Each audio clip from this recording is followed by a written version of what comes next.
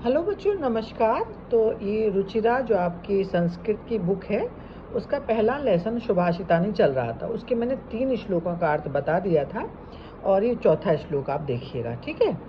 तो इधर से आराम से समझना। पीत्वा रसम तु कटुकम मधुरम समान माधुर्यमेव जनयेत मधुमक्षिका असौ संतः तथैव सम सज्जन दुर्जनानां श्रुत्वा वचः मधुर सूक्त रसम सजनन्ति। तो इसका अन्वय है, असौ मधुमक्षिका तु कटुकम मधुरम वा रस समान पीत्वा माधुर्यम एव जनयति। असौ मन यह, मधुमक्खी, मधुमक्षी का माने मधुमक्षी, तू माने निश्चित रूप से, कटुकम माने कड़वा, मधुरम माने मीठा, वा माने या, रस समान माने समान रूप से, पीत्वा माने पीकर, माधुर्यम माने मीठा ही, ए माने ही, जनयेत मीठा रस ही उत्पन्न करती है।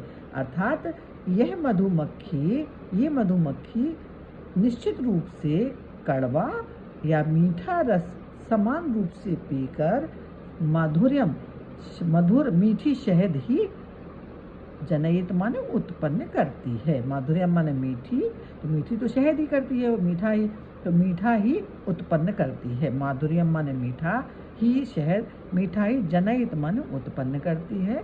तथैव, तथैव माने जैसे, संतः माने सज्जन लोग, सम माने समान रूप से, सज्जन दुर्जनानाम बचहा, सज्जन और दुर्जनों के, वचन माने वचनों को, श्रुत्वा माने सुनकर, मधुर सूक्त रसम, मधुर सूक्त रस का, सृजनंती माने निर्माण करते हैं। अर्थात अर्थ बोलेंगे। अब इसको आपको अन्वय नहीं लिखना है, ये एक तो मतलब अगर समझने के लिए कि जो सीक्वेंस में आपको लिखना है तो उसके लिए हमें अन्वय लिखना पड़ता है, और फिर अर्थ आपका लिखने का काम सिर्फ यही है। ये सिर्फ समझाने का काम है कि किस तरह से आप शब्दों को समझेंगे, ठीक है? एक एक शब्द, जैसे असौ तो इधर दिया हुआ था, तो इसको सीधा करके अन्वय का मतलब होता है एक सीक्वेंस में लगाना, एक सीक्वेंस में लाइन को लिखना। अब आपको जो अर्थ लिखना है, जो इस श्लोक का जो आपको लिखना पड़ेगा, वो यही अर्थ आपको लिखना पड़ेगा। तो क्या है? यह मधुमक्खी कड़वा और मीठा रस समान रूप से पीकर मधुर रस का ही निर्माण करती है। उसी प्रकार, तथैव माने तथैव उसी प्रकार, सज्जन लोग सज्जन और दुर्जनों की बातें समान रूप से सुनकर सदा मधुर सूक्त रस या मीठी वाणी का निर्माण करते हैं या मिठाई बोलते हैं। यानी सज्जन लोग जो होते हैं, उनके पास कोई दुर्जन भी, दुष्ट व्यक्ति भी चला जाए या अच्छा व्यक्ति भी चला जाए, दोनों की बातों को समान रूप से सुनेंगे। ऐसा नहीं कि दुर्जन आया तो उससे दुष्टता से बोलने लगेंगे, सज्जन आया तो उससे अच्छी तरह से बोलने लगेंगे। उनके पास कैसे भी व्यक्ति जाए, वो अपनी मीठी वाणी से ही सबसे बात करेंगे। जैसे मधुमक्खी कड़वा रस तो कड़वा भी होता है, मीठा भी होता है, लेकिन वो मीठी शहद ही बनाती है, मीठी शहद को ही उत्पन्न करती है। वैसे ही सज्जन व्यक्ति करते हैं। तो इस श्लोक से संबंधित आप आराम से श्लोक को पढ़ना, पीत्वा माने पीकर, इसके शब्द अर्थ भी लिखे हैं। 2 बार पढ़ना, 3 बार पढ़ना श्लोक, फिर इसको अन्वय को पढ़ना और फिर उसके बाद अर्थ लिखना। और अगर मोटे तौर पर देखे जाए, मोटा मोटा देखे जाए कि 8th क्लास के स्टूडेंट है, इतनी डीपली नहीं जा सकते हैं, ऐसा मेरा मानना है। जब मैं पढ़ाई करती थी तो इतना डीपली तो नहीं, बट आपको समझाने के लिए इस तरह से मैंने पूरी व्याख्या की है। आपको श्लोक को पढ़ना है, श्लोक को पढ़ के शब्दों का अर्थ समझना और ये अर्थ लिखना है। तो असौ माने यह, मधुमक्षिका माने मधुमक्खी, पीत्वा माने पीकर, माधुर्य माने मधुरता, और जनयित माने उत्पन्न करती है, तथैव माने उसी प्रकार, सम माने समान, वचः माने वाणी, श्रुत्वा माने सुनकर, और मधु सूक्त रसम अच्छी बात है, सृजनंती माने निर्माण करते हैं। तो बच्चों बहुत डीप में नहीं जाना है, आपको श्लोक पढ़ना है। श्लोक के बाद अन्वय को पढ़, आपके पास एक बार समझ लेना, अन्वय को पढ़ने से आपको अर्थ जल्दी से आ जाएगा, तो आप ये अर्थ भी अच्छे से समझ लेंगे। अब इस चौथा श्लोक हो गया है। अब चौथे श्लोक की बात आपको हमारा आएगा आपका 5वां श्लोक, ठीक है? तो ये 5वां श्लोक देखिए, सुभाषितानी का 5वां श्लोक है। विहाय पौरुषम यो ही देवम एव लंबते अवलंबते प्रसाद सिंहवत तस्य मूर्धनि तिष्ठन्ति वायसा। अब इसका जो अन्वय है वो क्या है? यो पुरुषम विहाय, जो व्यक्ति, यो माने जो, पौरुषम माने व्यक्ति, पौरुषम माने परिश्रम को, विहाय माने छोड़कर, जो व्यक्ति तो लगाना ही पड़ेगा, सेंटेंस तो पूरा बनाना ही पड़ेगा आपको। तो जो व्यक्ति पौरुषम माने परिश्रम को, विहाय माने छोड़कर, देवम एवं भाग्य का सहारा अवलंबते माने सहारा लेते हैं। जो व्यक्ति परिश्रम को छोड़कर भाग्य का सहारा लेते हैं उनकी स्थिति कैसी होती है? उस व्यक्ति की स्थिति कैसी होती है? प्रसाद सिंहवत महलों में उसकी स्थिति कैसी हो जाती है कि महलों में बने हुए सिंहवत शेर के समान, जिसके उस शेर के तस्य किसके लिए आया? शेर के लिए। महलों में बने हुए सिंह के समान उसके मूर्धना माने सिर पर, वायसा माने कौवे, तिष्ठन्ति माने बैठते हैं। ठीक है, अर्थात अब इसका अर्थ कैसे लिखोगे? ये तो एक एक शब्द का अर्थ बता दिया, तो कैसे लिखोगे? जो व्यक्ति अपने परिश्रम को छोड़कर, विहाय पौरुषम परिश्रम को छोड़कर, यो माने जो छोड़ते, ही देव लंबते भाग्य के सहारे बैठ जाते हैं, उस व्यक्ति की स्थिति कैसी? उस व्यक्ति की तुलना किससे की गई है? उस शेर से की गई है। उस व्यक्ति की स्थिति महलों में स्थित, महलों में बने हुए सिंह के समान हो जाती है। उस व्यक्ति की स्थिति कैसी हो जाती है कि जो महलों के ऊपर सिंह की मूर्तियां बनी रहती हैं, स्टैचूज बनी रहती हैं, तो उस व्यक्ति की स्थिति महलों में बने हुए उस शेर के समान हो जाती है। तस्य माने जिसके, मूर्धनि माने सिर पर, वायसा माने कौवे ही बैठते हैं, यानी जो भाग्य के सहारा बैठ जाता, परिश्रम करता ही नहीं है। तो ऐसे व्यक्तियों की स्थिति, उनको कोई भी व्यक्ति कुछ भी बोल देता है, कह रहे तुम कुछ करते धरते तो है नहीं, तुम्हें कैसे परिश्रम तो करोगे नहीं तो फल कैसे मिलेगा? इसलिए हमें हमेशा ही परिश्रम करना चाहिए। परिश्रम का फल देर से मिलता है, किसी को जल्दी मिलता है, किसी को देर से मिलता है, लेकिन हमेशा परिश्रम से ही पढ़ाई करना चाहिए, किसी की नकल नहीं करना चाहिए। आराम से, जैसे मैं समझा रही हूँ तो आप समझिए इस श्लोक के अर्थ को, ये नहीं कि किसी की कॉपी ले ली और कॉपी देख के आप लिख दो, ऐसा नहीं करना है आपको।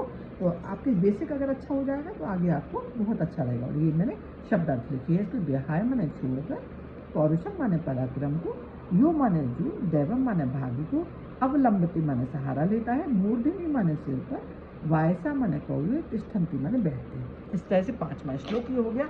अब है आपका 6वां और 7वां श्लोक। ठीक है, तो 6वां श्लोक ये है, अगर आप देख लें हम एक बार। हाँ ठीक है सेटिंग ठीक है। एक्चुअली मैंने ये लिखे हुए थे, इसमें बुक में कॉपी में लिखने से मुझे ज़्यादा अच्छा लगता है लिखना। ठीक है, और मेन कारण ये भी था कि बुक भी नहीं थी, तो मैं कॉपी में सारे लिख के और फिर उनके अर्थ लिख दिए थे। तो आप पढ़िए, पुष्प पत्र फल छाया मूल वलकल दारू भी, धन्या मयूरुहा एशाम विमुख यान्ति नाथिना। इसका अन्वय देखो, मशी रुहा पुष्प पत्र फल छाया मूल वलकल दारू भी। ठीक है, पुष्प माने फूल, पत्ते, फल, छाया, मूल माने जड़। ठीक है, और वलकल माने जो पेड़ की छाल होती है, पेड़ की छाल, दारू भी माने लकड़ी। इन सब से, पेड़ की छाल और लकड़ी से युक्त, मशीरुआ माने पेड़, इन सब चीज़ों से युक्त, मशीरुआ माने पेड़, इन सारी चीज़ों से युक्त जो पेड़ हैं वो धन्य है। धन्य भवति, धन्य है। क्यों धन्य है? एशाम अर्थिना विमुखा ना यान्ति, क्योंकि जिनके कारण विमुख माने वापस नहीं जाते हैं याचक, जिनके पास आकर याचक कभी विमुख होकर, मतलब कभी निराश होकर वापस नहीं जाते हैं। फूल, पत्ते, छाया इत्यादि से युक्त जो पेड़ होते हैं, तो आपको ये नहीं लगेगा कि आप उनसे फल फूल भी ले सकते हो, उनके नीचे बैठकर छाया भी ले सकते हो गर्मी के टाइम पर। ठीक है, तो ये वृक्ष जो है वो बहुत कुछ देते हैं और इनके पास जाने पर हमें निराशा नहीं होती है। अब अर्थ कैसे लिखोगे? ये तो अन्वय हो गया। अब इसका अर्थ क्या है? फूल पत्ते फल, फूल पत्ते फल छाया, मूल माने जड़, वलकल माने पेड़ की छाल और दारूवी माने लकड़ी, इन सब चीज़ों से आदि से युक्त पेड़ धन्य होते हैं। क्यों धन्य होते हैं? एशाम अर्थिना, जिसके कारण याचक, अर्थिना माने याचक, विमुख माने निराश नहीं होती है, जिसके कारण याचक कभी भी उनसे निराश नहीं होते हैं। अर्थात पेड़ों के पास देने के लिए बहुत कुछ है, वे कभी भी याचक को खाली हाथ नहीं लौटाते हैं। ठीक है, वृक्ष कबू न फल बके, नदी न संचय नीर, परमारथ के कारण साधु धरा शरीर, श्लोक भी है। ठीक है, अब इसके शब्दार्थ हैं। श्लोक के बहुत अच्छे से एक एक शब्द का अर्थ समझना और उसके बाद ही आप अर्थ लिखना, रटना बिल्कुल भी नहीं। मैंने एक एक शब्द का अर्थ बताया है और नीचे शब्दों के अर्थ भी दिए हैं। मसीरुहा माने पेड़, पुष्पम माने फूल, पत्रम मीन्स पत्ते, मूल जड़, वलकल पेड़ का तना, ये जो पेड़ की छाल होती है ना, और दारूबीन माने लकड़ियाँ, धन्य माने धन्य, एशाम माने जिनके, अर्थिना याचक, विमुख माने खाली हाथ नहीं जाते, ना यान्ति नहीं जाते हैं। तो ये हो गया छठवां अर्थ, छठवां श्लोक है। और अब बचा है आपका लास्ट श्लोक, सातवां। तो इसको इधर से देखिए, सातवां श्लोक पूरा आ रहा है, ठीक है, आ रहा है, ठीक है। इसको क्योंकि मैंने हर पेज पे लिखा है तो मुझे याद करने के लिए कि कौन कौन सा श्लोक जा रहा है। अभी ये आपका सातवां श्लोक, चिंतनीया ही विपदाम अदावे प्रतिक्रिया, ना कूप खननम युक्ते प्रदीप्ते वहीना ग्रह। इसका अन्वय क्या है? ही विपदाम, निश्चित रूप से विपत्ति में, आदव, ठीक है, पहले से ही, एवं प्रतिक्रिया चिंतनीय, पहले से ही हमें समाधान खोज लेना चाहिए। विपत्ति आने से पहले ही हमें समाधान खोज लेना चाहिए।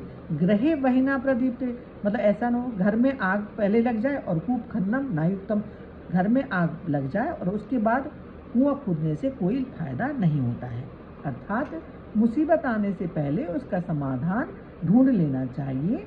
मुसीबत आने के बाद उसका समाधान ढूंढना उसी प्रकार अनुचित है जिस प्रकार घर में आग लगने पर कुआं खोदना है। जब आग तो घर में पहले लगी है और हम बाद में कुआं खोदेंगे तो क्या फायदा होगा, ठीक है। तो चिंतनीय ही विपदाम अदावे प्रतिक्रिया, निश्चित रूप से विपत्ति आने से पहले सोच लेना चाहिए।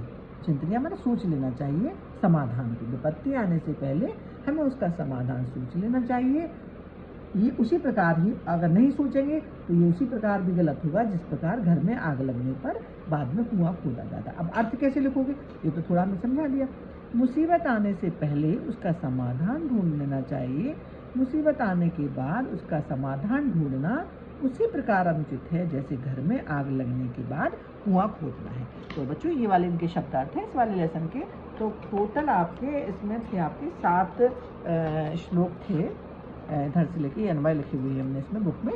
तो ये आपके 7 श्लोक है, 1 2 3 और ये देखिए 4 5 6 7, सातों श्लोक का हमने आपको अर्थ बता दिया। और आप एक एक श्लोक का अर्थ आराम से शब्दों के सहित पढ़ना, तो आपको बहुत अच्छे से आ जाएगा, रटने की बिल्कुल भी आवश्यकता नहीं पड़ेगी। अब आगे हम इसकी एक्सरसाइज देंगे। तो अगर आपको हमारा पढ़ाने का तरीका अच्छा लग रहा हो, अगर इसमें आपको चेंज भी करना हो, करवाना चाहते तो प्लीज़ सजेशन दीजिए।